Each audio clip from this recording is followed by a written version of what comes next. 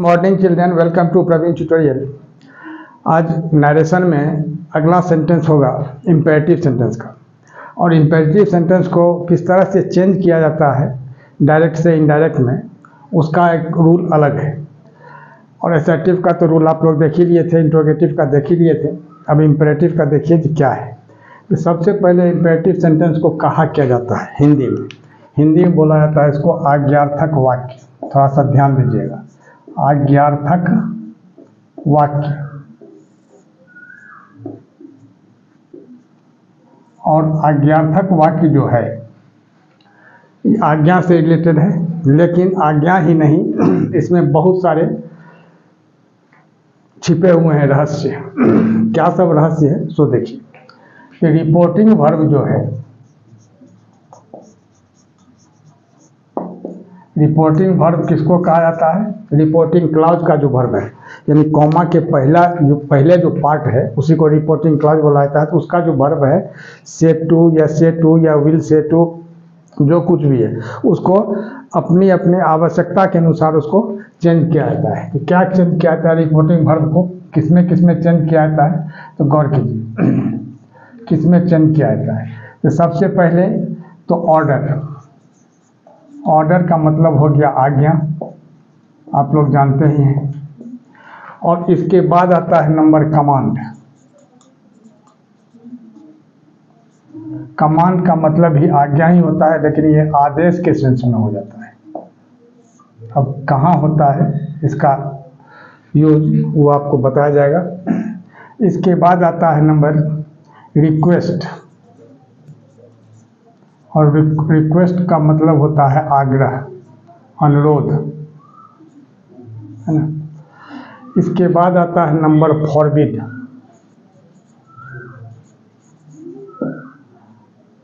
Forbid का मतलब क्या होता है? मना करना। अब गौर कीजिए,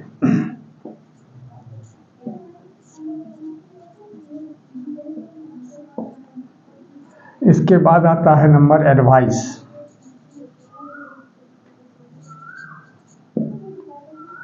है ना, क्या होता है? एडवाइस। एडवाइस का मतलब होता है सलाह देना।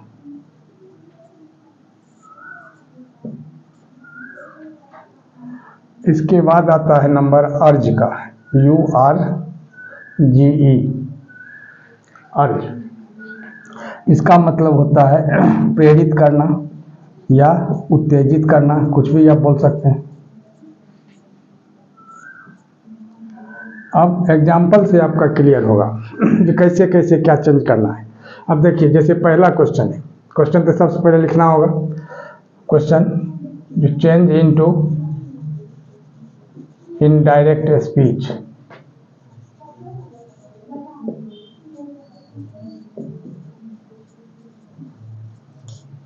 तो ये तो हो गया आपको रिपोर्टिंग वर्ब जो चेंज होता है उसका। और कॉमा, इन्वर्टेड कॉमा के बाद क्या आता है सो देखिए। जैसे कॉमा और इन्वर्टेड कॉमा, इसकी जगह टू लिखा जाता है, TO2। क्या लिखा जाता है? टू। ध्यान दीजिएगा थोड़ा सा, TO2। तो यह जो है सो रूल है किसको चेंज करने का? तो इम्पेरेटिव सेंटेंस को डायरेक्ट से इनडायरेक्ट में चेंज करने का। अब चेंज इनटू इनडायरेक्ट स्पीच, यही मान लीजिए क्वेश्चन है, क्वेश्चन 1। अब जैसे देखिए, the teacher said to the student,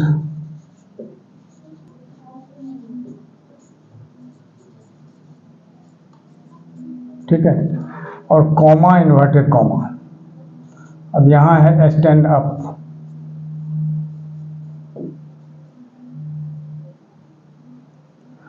यानी शिक्षक ने विद्यार्थी से कहा जो खड़े हो जाओ। तो टीचर जो है यहाँ ऑर्डर दिया, टीचर के द्वारा ऑर्डर दिया गया है। नंबर 2 में देखिए, जैसे the commander,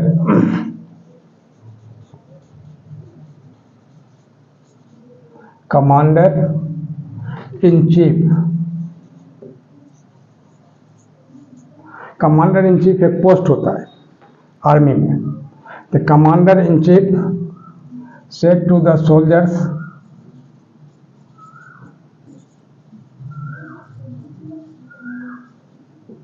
comma inverted comma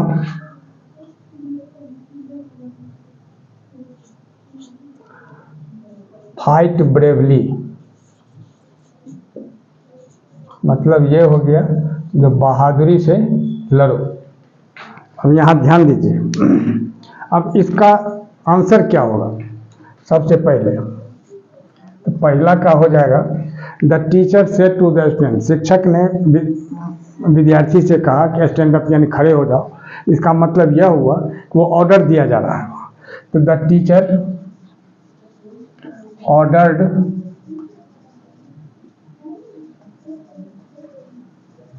the student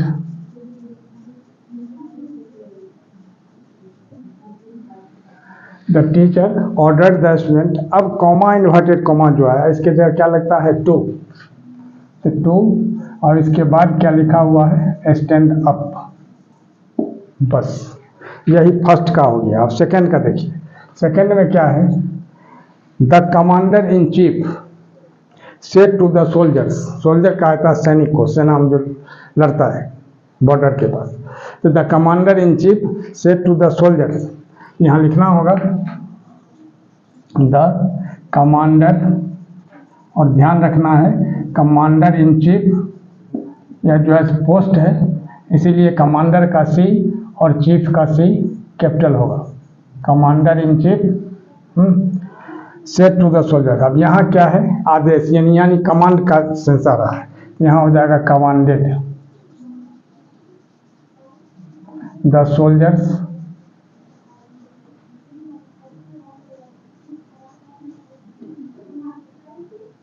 soldiers.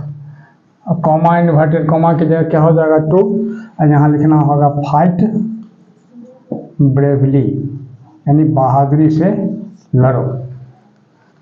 अगला क्वेश्चन देखिए, अगला क्वेश्चन है 3, he said to his servant do it at once. अब यहाँ क्या है, जो उसने अपने नौकर से कहा इसे जल्दी करो, यानी डू इट एट वंस, मैंने ऑर्डर के सेंस में है, इसलिए यहाँ क्या होगा, सेड टू की जगह ऑर्डर्ड हो जाएगा। अब देखिए आंसर ऑफ क्वेश्चन नंबर 3, यानी क्या होगा, ही ऑर्डर्ड हिज सर्वेंट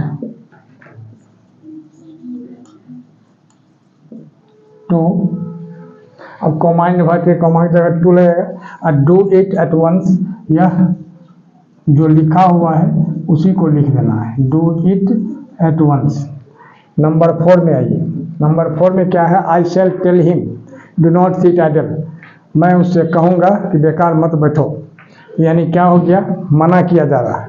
इसमें क्या होगा, आई शैल टेल, टेल की जगह क्या हो जाएगा, गौर कीजिए, फॉरबिड, क्योंकि मना करने को फॉरबिड लिखा जाता है, तो आई शैल फॉरबिड हिम, है ना। इसके बाद अब डू नॉट इसमें हट जाएगा, जहाँ मना करने की जगह है, और यहाँ जब हट गया तो कॉमा इन्वर्टेड कॉमा की जगह जब टू लगा दिया गया तो डू नॉट को हटा दिया जाता है, टू सिट आइडल, यानी क्या होगा, to sit idle.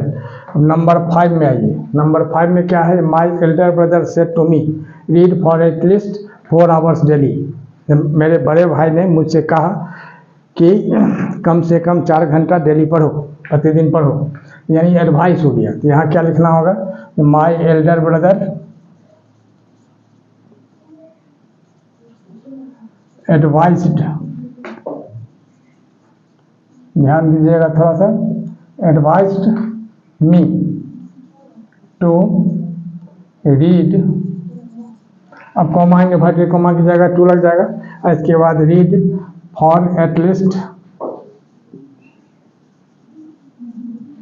4 hours daily. अब देखिए नंबर 6, नंबर 6 में क्या हो जाएगा, थोड़ा ध्यान दीजिए, he said to the students be quiet and listen to me, तो यहाँ क्या होगा, यहाँ उन्होंने विद्यार्थियों से कहा, छात्रों से कहा, छात्राओं से कहा कि बी क्वाइट, मैंने शांति बनाए रखो, एंड लिसन टू मी, और मेरी बातों को सुनो। यहाँ क्या होता है, अर्ज्ड होता है। सेड टू के जगह क्या हो जाएगा, अर्ज्ड। अर्ज का मतलब क्या होता है, प्रेरित करना, उत्तेजित करना। यहाँ हो जाएगा ही अर्ज्ड द स्टूडेंट्स, यहाँ टू हट जाएगा, सेड टू के जगह अर्ज लिखाएगा, अर्ज द स्टूडेंट्स, और कॉमा इन्वर्टेड कॉमा हट के यहाँ क्या होगा, to be quiet and listen, LISTEN, listen to. अब मी जो है यहाँ फर्स्ट पर्सन में है, किसके अनुसार चेंज होगा, ही के अनुसार, यहाँ हो जाएगा हिम। तो इस तरह से ये 3, 4, 5, 6 का सबका डायरेक्ट से इनडायरेक्ट में कन्वर्सन हो गया। और इसी तरह का इम्पोर्टेंट टॉपिक मैं लगातार आप तक पहुंचाता रहूं, इसके लिए आप लोग लाइक, शेयर और सब्सक्राइब जरूर करें। धन्यवाद।